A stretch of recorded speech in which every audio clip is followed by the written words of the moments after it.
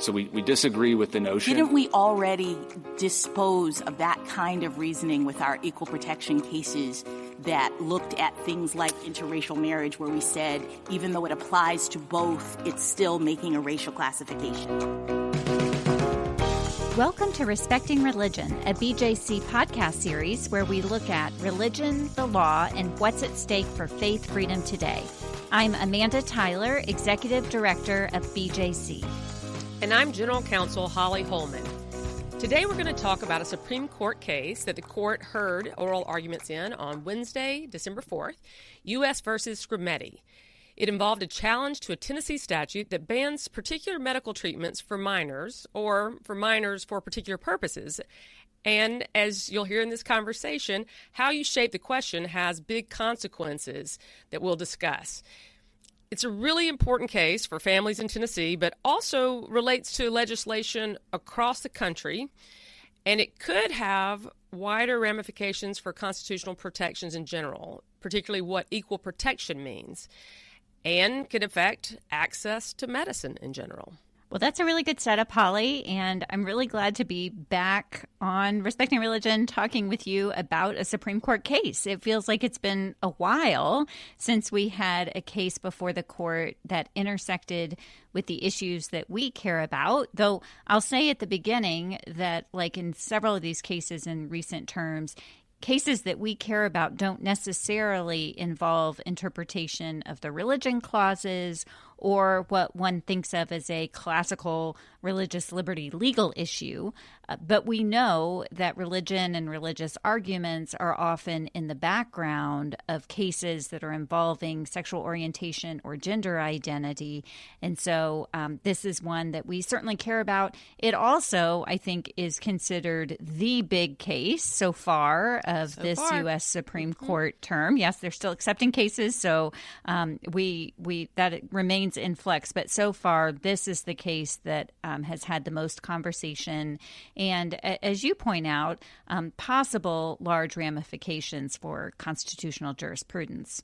The case drew not only a lot of news attention, but drew a lot of people to the front of the Supreme Court. There were rallies held before the arguments, during the arguments out front. Some of our staff, because the court's right down from our headquarters, went over to see what was going on and to stand with those transgender families who were out there saying, protect our children, and various signs like that, and paying attention to how it was framed for the public, which we know sometimes can be very different from what happens in the courtroom. We'll put a link in the show notes to a SCOTUS blog article by Mark Walsh that really did a good job describing the atmospherics of the case, who was there, what was going around it, and why there was so much attention on this case. Well, and perhaps as we get into the arguments and what's at stake and what we took from the arguments, perhaps a good place to start is the question presented for the court to determine. And that question is this one: whether Tennessee Senate Bill 1, which prohibits all medical treatments intended to allow, quote, a minor to identify with or live as a purported identity inconsistent with the minor's sex, end quote, or to treat, quote, purported discomfort or distress from a discordance between the minor's sex and asserted identity, end quote, violates the Equal Protection Clause of the 14th Amendment. And as our listeners know, the question presented is the specific issue that the court has to decide. So as we think about this case and what's at stake, we might see lots of related issues, ideas, problems, but that's the question that the court has to decide. The court specifically does not ask whether this statute violates the religion clauses or some other kind of constitutional right regarding parents or privacy or any other issue. The Equal Protection Clause comes from the 14th Amendment. A major provision of the 14th Amendment was to grant citizenship to all persons born or naturalized in the United States, thereby granting citizenship to formerly enslaved people. But another important provision was the statement that, quote, nor shall any state deprive any person of life, liberty, or property without due process of law, nor deny any person within its jurisdiction the equal protection of the laws, close quote. And if you want to see that in writing and learn a little bit more about that, we'll put a link in the show notes to the National Archives site. But that's just a reminder of the context in which the Equal Protection Clause was passed. So the question presented, which is exactly what the court has to focus on and what they will be asking the advocates about during the oral argument, really just focuses on how to apply this Tennessee statute to the requirements of the Equal Protection Clause. So in this case, we first hear argument from Solicitor General Elizabeth Prelogger. She is arguing for the United States, which is the petitioner in this case. And in doing so, she is standing with the families in this case. And the families are represented at oral argument by Chase Strangio, who also provides argument. After Ms. Prelogger and Mr. Strangio, then we hear from Matthew Rice, who is the Solicitor General for the state of Tennessee.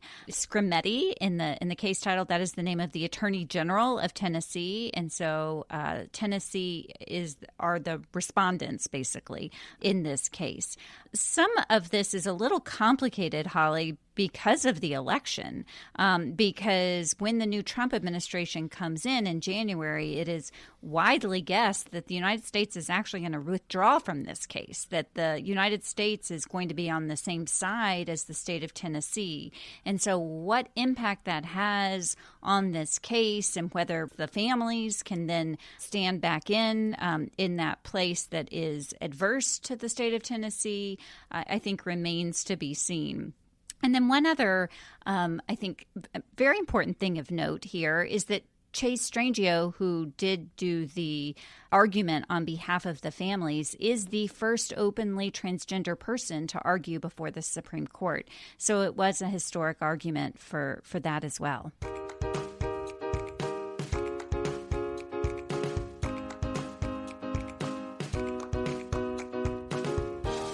So the question is whether the statute is constitutional under the Equal Protection Clause, which the Sixth Circuit had held it was.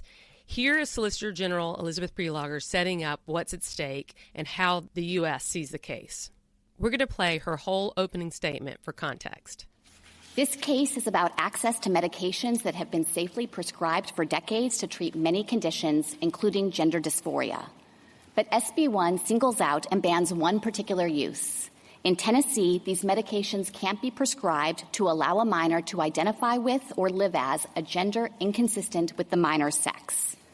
It doesn't matter what parents decide is best for their children. It doesn't matter what patients would choose for themselves. And it doesn't matter if doctors believe this treatment is essential for individual patients. SB 1 categorically bans treatment when and only when it's inconsistent with the patient's birth sex. Tennessee says that sweeping ban is justified to protect adolescent health. But the state mainly argues that it had no obligation to justify the law and that SB 1 should be upheld so long as it's not wholly irrational. That's wrong. SB 1 regulates by drawing sex-based lines and declares that those lines are designed to encourage minors to appreciate their sex. The law restricts medical care only when provided to induce physical effects inconsistent with birth sex. Someone assigned female at birth can't receive medication to live as a male, but someone assigned male can. If you change the individual's sex, it changes the result. That's a facial sex classification, full stop, and a law like that can't stand on bare rationality. To be clear, states have leeway to regulate gender-affirming care. But here, Tennessee made no attempt to tailor its law to its stated health concerns. Rather than impose measured guardrails, SB 1 bans the care outright, no matter how critical it is for an individual patient. And that approach is a stark departure from the state's regulation of pediatric care in all other contexts. SB 1 leaves the same medications and many others entirely unrestricted when used for any other purpose, even when those uses present similar risks.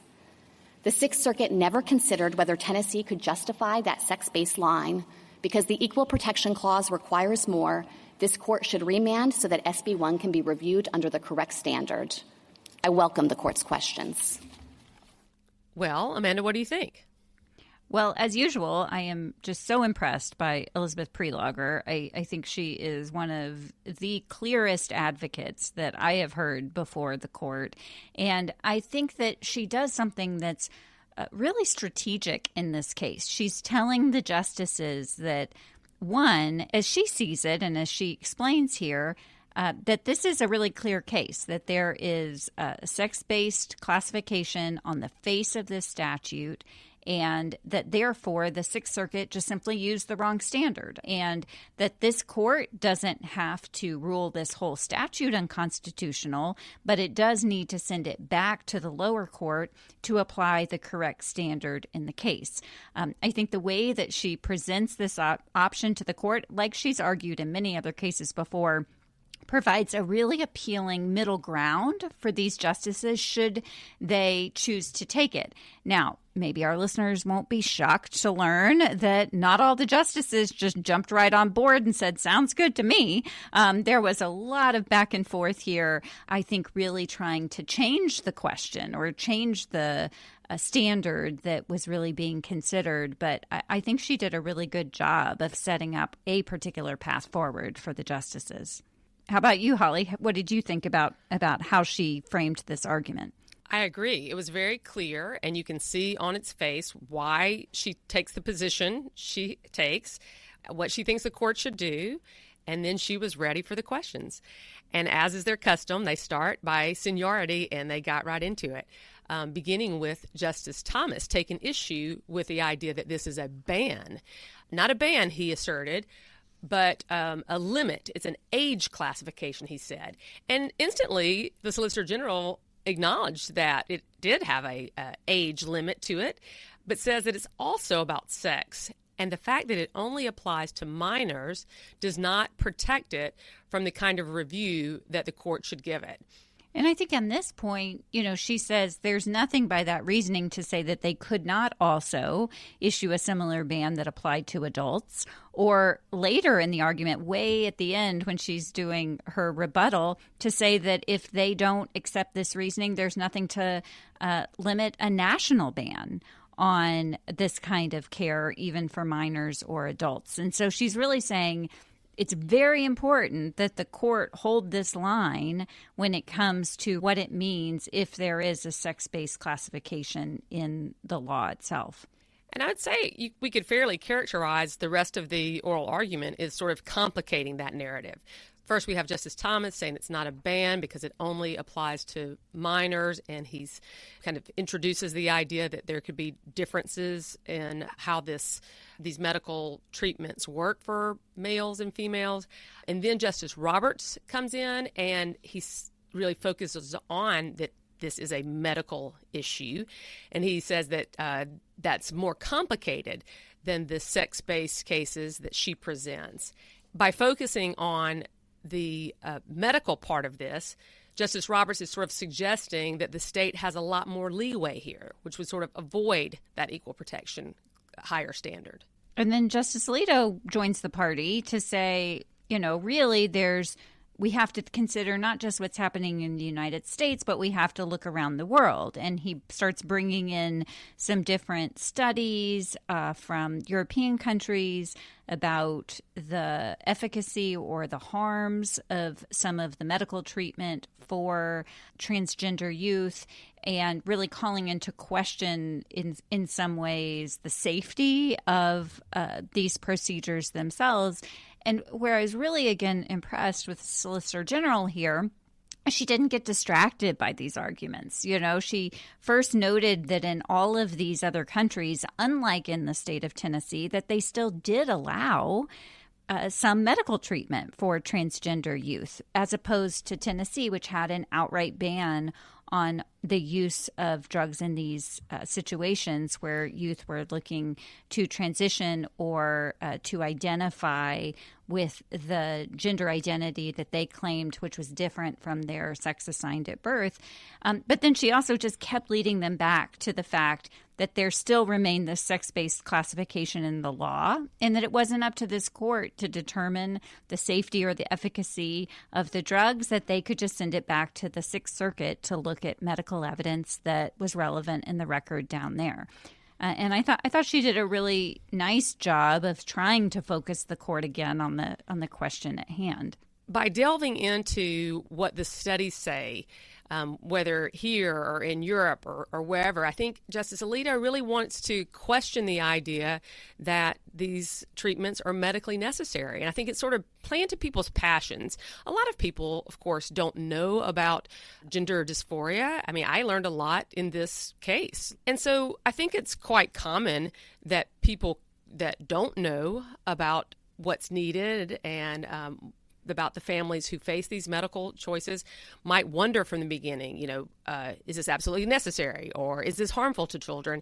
And his question sort of got to that, moving away from the very simple question, as you note, Amanda, that this is a sex-based category that then should be judged under the Equal Protection Clause's higher standard. Yeah, I felt the same way, Holly. I thought a lot of the questions showed some misinformation or even ignorance about the challenges that are faced by transgender youth and what goes into these difficult medical decisions that families are faced with. And I think, again, that the question before the court is not to decide all of these things, but rather to say that there is a heightened need for judicial scrutiny, a heightened need for the state to show that the legislators in this case, the legislators in Tennessee, were not operating out of a sense of misinformation or ignorance when it came to these issues, but rather that they had relied on medical evidence, on studies, on science in determining and helping to put, as a word that came up several times, guardrails on the process. I found it really interesting. Again, I learned a lot about the state of the law in this by preparing for our conversation and reading through the materials here. But that the state of West Virginia actually has a law on its books that people are putting up as a better way to go about it. Again, it doesn't offer gender-affirming care in all cases, but that there are guardrails put on that is not a categorical ban, as it is in the state of Tennessee and in many other states. And so I think that kind of review of the actual science is helpful as we're thinking about what is the best law for families in Tennessee. Justice Sotomayor spoke up in a way that also showed a lot of compassion for needing to look at this statute differently. And I couldn't help but think as she spoke, that we know from her biography that she had childhood diabetes, and to know what it's like to need medical care and to not be able to get it, or at least to know the difficulty of that. I thought she did a really good job of bringing out the importance of this, that doctors and parents and the patients together should be making these decisions and not banning it in all situations. She said, gender dysphoria is sometimes a very serious condition, regardless of all these other cases that others on the court were pointing to where it could be more questionable. If it harms some families, they need to have access to care. I also appreciated how, in pointing that out, she personalized this case. It's easy to just start talking about what legal standard applies and judicial review and studies from abroad. She reminded us in that particular segment about the real people whose lives were being impacted by this law. And I appreciated the way that she personalized this case early on in the argument. Other justices came to it with slightly different angles. Justice Kagan, for instance, asked why this isn't a case about just discrimination based on transgender identity. Because isn't that likewise a separate category that involves sex? She said that maybe finding sex in this was too formal a category, but it surely involved sex stereotypes, right? So wouldn't that also get to the higher level of scrutiny? Solicitor General really wanted to stay focused on the sex-based discrimination and not speak so particularly about discrimination against transgender people. What did you make of that, Holly? Is that just because the law and the legal protections for transgender people are not as developed as legal protections that are based on sex classifications? I think so. I think that it was just a clearer case for her to just see on its face that this is more consistent with equal protection cases that apply the higher standard. Also mentioning the Bostock case, which is a case that's not that old, where the court found in its interpretation of Title VII that prohibits discrimination based on sex in employment, that sex included sexual orientation and gender identity. So a lot of people thought, and I think the Solicitor General made the case, that you could use that argument to say clearly this is also based on sex, so to get that higher level of scrutiny. We also heard later in the argument an interest from Justice Amy Coney Barrett and others trying to figure out if this was targeted toward transgender people. And I think you're right, Amanda. It's just that there is less development of explicit in the law discrimination against transgender people. That's not to say that they aren't harmed or treated poorly, as we know.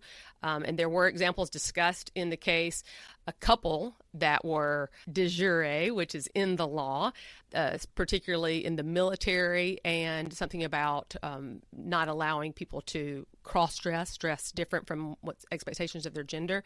But it was interesting. In those conversations, I kept thinking about the current state that we're in, with so many states passing these laws that appear to target transgender people from getting medical care that they need. I also couldn't help but think about the aggressive political ads that we saw at the end of the presidential campaign that really focused on the need for transgender people to have medical treatment and whether or not, the public supported that, which to me just kind of drove home this point that whether there are things in the law that discriminate specifically on gender identity, there is certainly harm in the public square against transgender people that clearly do not have political power, which is one of the indicia of a special classification that would receive the higher level of scrutiny.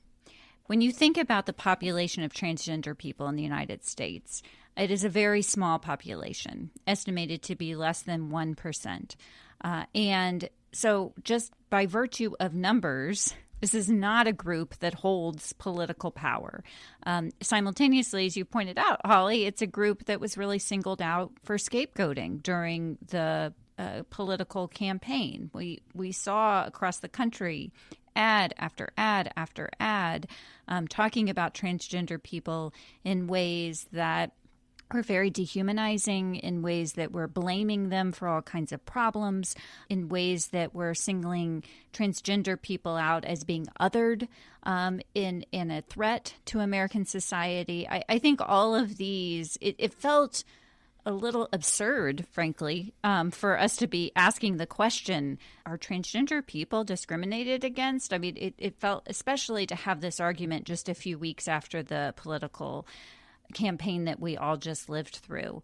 And so I just sensed kind of this moment where we had a disconnect between what was happening in the Supreme Court courtroom and what we all saw before our eyes across the country. You noted Bostock a moment ago, Holly. I found it striking that the author of the Bostock decision, Justice Gorsuch, did not ask a question in this oral argument. I think that was a surprise to most court watchers. He was very decidedly absent from the questioning here, which is, we know, very unusual for him. Yes, he's usually very eager to ask his questions. And so I wonder if he just wasn't wanting to signal to the public or to his colleagues how he was thinking about the case or what that was about.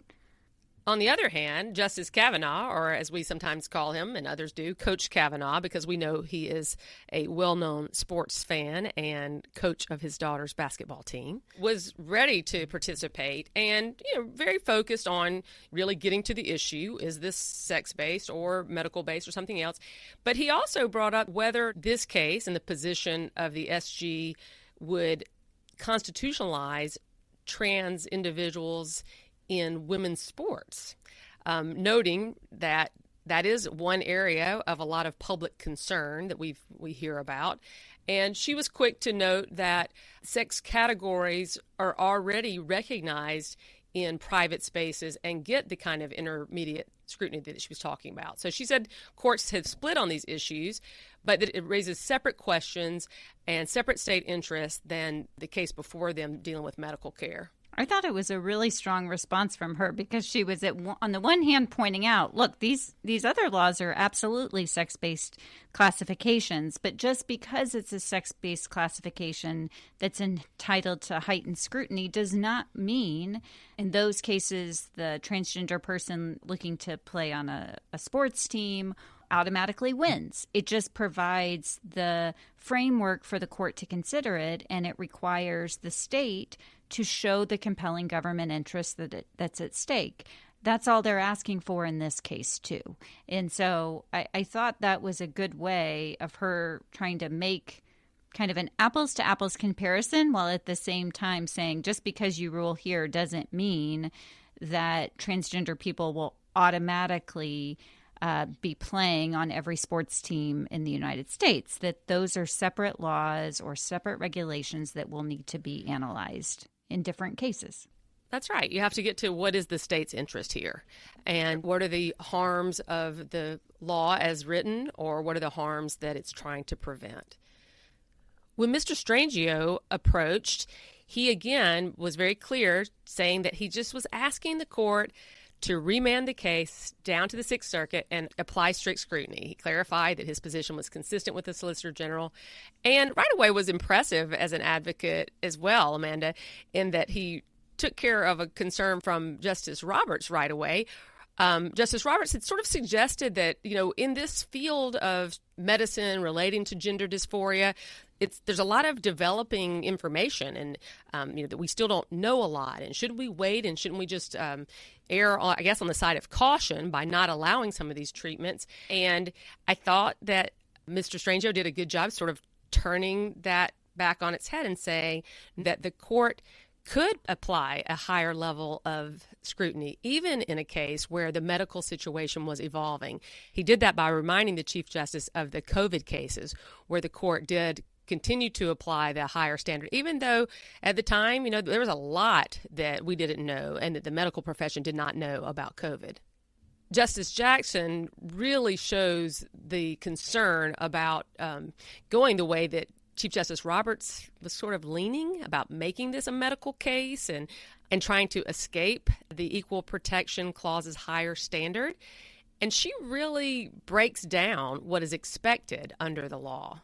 We'll hear in this clip that she's referring in part to questions that she had asked earlier in the argument, drawing some parallels to an earlier court's decision in the case of Loving versus Virginia, which was also an Equal Protection Clause case, but in that case based on a race-based classification.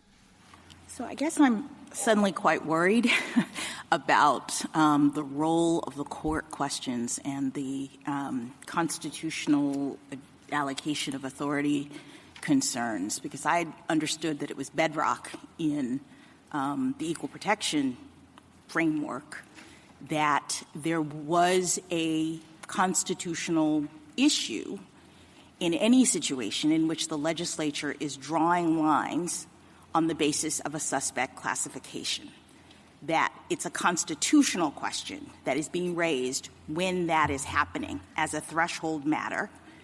And then you may get into why is it happening, what is the justification, and you've said here at the podium today that the different levels of scrutiny account for how strong the government's evidence has to be for doing that. And the court really holds them to it in a heightened scrutiny scenario. But the kind of initial issue is that a law is drawing lines on the basis of some suspect classification. Does that accord with your understanding of what we normally do? And that's a question for the court because it's a constitutional question. Is the statute doing this, right?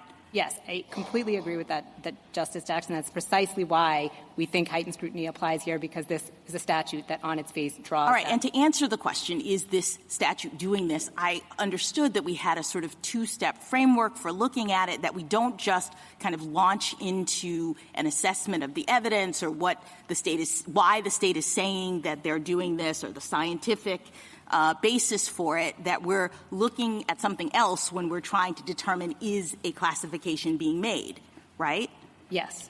And I guess my real concern, and maybe I'll just ask you to react to my Loving parallel because I'm getting kind of nervous, is that in Loving, those same kinds of scientific arguments were made. So I'm reading here where the court says the argument is that if the Equal Protection Clause does not outlaw miscegenation statutes because of their reliance on racial classifications, the question of constitutionality would thus become whether there was any rational basis for a state to treat interracial marriages differently from other marriages. On this question, the state argues the scientific evidence is substantially in doubt, and consequently the court should defer to the wisdom of the state legislature in adopting its policy of discouraging interracial marriages. And so for me, this kind of idea that the way we look at it is not first, are you drawing these classifications, and then state, give us your evidence so we can make sure that there's a proper fit. If instead we're just sort of doing what the state is encouraging here in Loving, where you just sort of say, well, there are lots of good reasons for this policy, and who are we as the court to say otherwise, I'm worried that we're undermining the foundations of some of our bedrock equal protection cases. And with that, it was time for the court to then hear from the state of Tennessee, Mr. Rice. And in the very first paragraph of his opening statement, he made clear that his argument for the court was entirely different from the Solicitor General's and Mr. Strangio's. Tennessee lawmakers enacted SB 1 to protect minors from risky, unproven medical interventions. The law imposes an across-the-board rule that allows the use of drugs and surgeries for some medical purposes, but not for others. Its application turns entirely on medical purpose, not a patient's sex. That is not sex discrimination. You know, after that, the oral arguments continued very aggressively. The justices are really engaged, really hammering home this question of, is this a sex-based category? How would you justify it as a medical category? We heard Justice Kagan again, Justice Kavanaugh.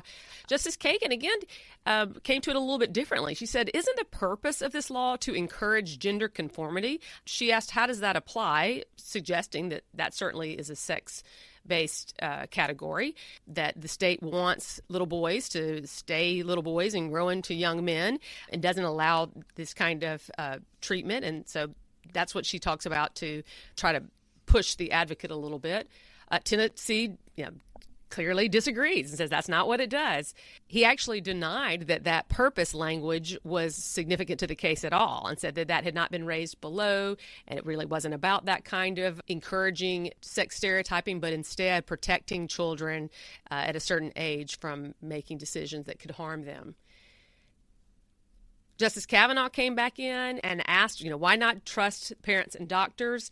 And this is where the court made clear that parental rights were really not before the court, but you could kind of see that in the background, that maybe that was a way to take down the statute differently. But of course, that's not the question the court decided to review. It got pretty animated during this argument, but I'd say that Mr. Rice held his ground and just restated his position over and over, just like he said clearly at the beginning. He says, we are not arguing that this is some kind of sex-based line. It's a purpose-based line. You can't have this treatment for these purposes. And in his view, that's enough to take it out of the Equal Protection Clause's higher standard. At one point, there was this long, awkward silence, Amanda, as I was listening to it. It just really underscored that, okay, there are two very different ways to see this statute, and there are some passionate views on either side. I think it's worth playing another clip that shows the intensity and the clarity of this difference. Can I just ask you about, I don't understand at all the similarly situated argument that you make, and I hope that you can help me, because I don't know how you can say both that girls and boys are not similarly situated at step one when this law is being evaluated and it's not making a sex-based classification. It seems to me that recognizing their lack of similarity, as you do in making the argument, is making a sex-based classification. So, Your Honor, I think our position is that if you're in the point where we're treating giving testosterone to a boy with a biological deficiency as the same thing as giving testosterone to a healthy biological girl who wants to transition, then there has to be some threshold inquiry that recognizes the biological differences between those two. Right, but when you're doing that, you're making a sex-based classification. I mean, the very argument carries with it the characterization that we're trying to identify here. You start by saying it's different to treat a boy who's using this medication for a particular reason from a girl who's – okay, so that's a sex-based classification. Haven't we dealt with step one now? We should be going on to step two? No. Intermediate scrutiny applies by the terms of what you're arguing. I don't think that we agree that we've checked the box at step one, because there is no medical treatment that boys can receive that girls cannot. So we disagree with the notion. Didn't we already dispose of that kind of reasoning with our equal protection cases that looked at things like interracial marriage, where we said even though it applies to both, it's still making a racial classification? Even though whites can't marry non-whites and non-whites can't marry whites in the statute, right? So both are equally disadvantaged, we said. That's not an argument for why you shouldn't have a heightened scrutiny or why the statute is not making a race-based classification. And that's not the argument that we're making, okay, Your Honor. So what is we your are not argument? arguing that you can discriminate and draw lines so long as you do so both against boys and against girls. We're arguing there is no sex-based line. If you're a boy and you go in to get puberty blockers, you can get the puberty blockers if you're going to use them for precocious puberty. You cannot get the puberty blockers if you're going to use them to transition. That is not a sex-based line. That is a purpose-based line.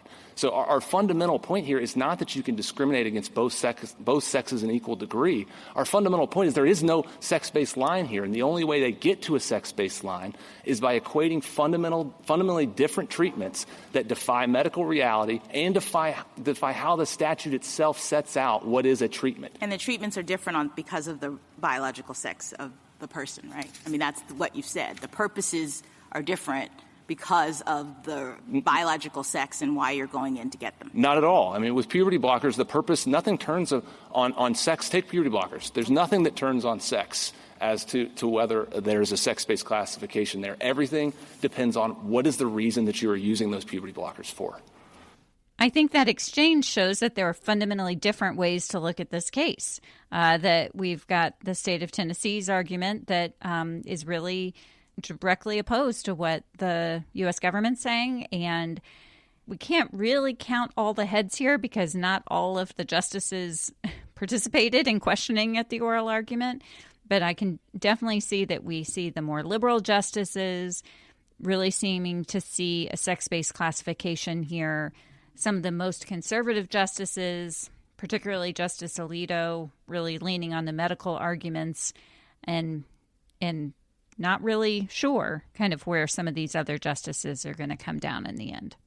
And the Solicitor General came back up with her rebuttal, again, really sharp, said don't be distracted by the idea that this was an off-label use, which was a line of questioning that Justice Barrett pursued, and said that, again, you don't have to figure it all out. We're not asking courts to figure it all out. But in this case, the state is being overly inclusive in this ban.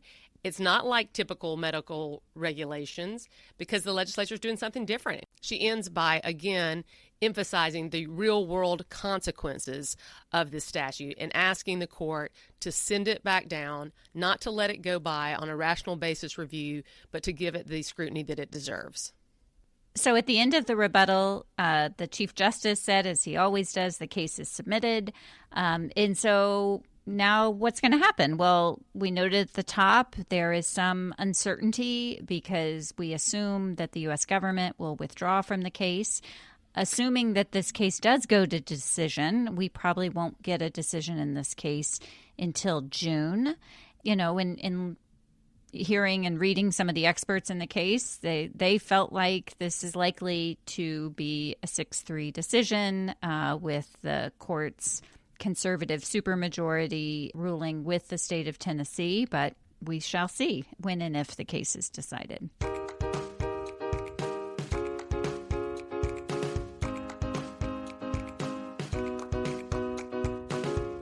We are nearing the holiday time, and we'll take a little time off, and we hope you all will too. But before we go, we want to thank all of you for joining us throughout 2024. I have to say that we enjoyed looking at our Spotify Wrapped last week. Yeah, for those of you who use Spotify, you'll know that you get a report around this time that shows you which songs, artists, and podcasts you listen to the most. But on our end, as podcasters, we get to see and learn more about you, our listeners. We know a lot of you listen on a variety of podcast platforms. We think most of our listeners get to know the show on Apple Podcasts. But on Spotify alone this year, we saw a 61% growth in our followers. So thank you, and welcome to all of you who joined us on Spotify new this year. We also got to know a little bit about you. For example, it gives us a list of the other podcasts that Respecting Religion listeners also enjoy. The top 3 were Pod Save America, The Bulwark, and The Daily. And our top episode this calendar year on Spotify was back in March. It is our podcast titled, But Is It Christian Nationalism? And before we wrap today, Holly, we just want to take a moment to thank all of you for joining us for all of these conversations. We've been doing this podcast since 2020, starting right before the pandemic, and we are grateful for this space to come together and explore so many different issues and perspectives. During that first season, we ended up reacting to a lot of things going on during the early days of the COVID pandemic, as well as continuing and often concerning moves from the Trump administration. And now, as we approach 2025, we don't know exactly what our conversations will entail, but we will be here to respond to anything that comes our way next year, be it from the new administration, the Supreme Court, or from things happening in local communities across the country. We're grateful for the people who make this podcast possible, for those who work on the staff of BJC, and the generous donors who support our work in all areas. And so as you are considering giving to nonprofits before the end of this year, we want to invite you to consider making a gift to ensure this podcast can continue and be available to everyone for free. There's a link in our show notes where you can give. If you use that link, our team will know that your gift came from listening to this podcast. We are so grateful for your support as we continue to ensure faith freedom for all, promoting dignity and pluralism together. And that brings us to the close of this episode of Respecting Religion. Thanks for joining us. For more information on what we discussed, visit our website at respectingreligion.org for show notes and a transcript of this program. Respecting Religion is produced and edited by Sherilyn Guy. Research assistance for today's show was provided by Sarah Gary. Learn more about our work at BJC Defending Faith Freedom for All by visiting our website at bjconline.org. And we'd love to hear from you. You can send both of us an email by writing to respectingreligion@bjconline.org. We're also on social media at BJC on the Hill, and you can follow me on X and now also on Blue Sky at Amanda Tyler BJC. If you enjoyed this show, share it with others, and take a moment to leave us a review or a 5-star rating to help more people find us. We also want to thank you for supporting this podcast. You can donate to these conversations by visiting the link in our show notes. We'll be back in January, so join us on Thursdays for new conversations respecting religion. Happy holidays and Happy New Year.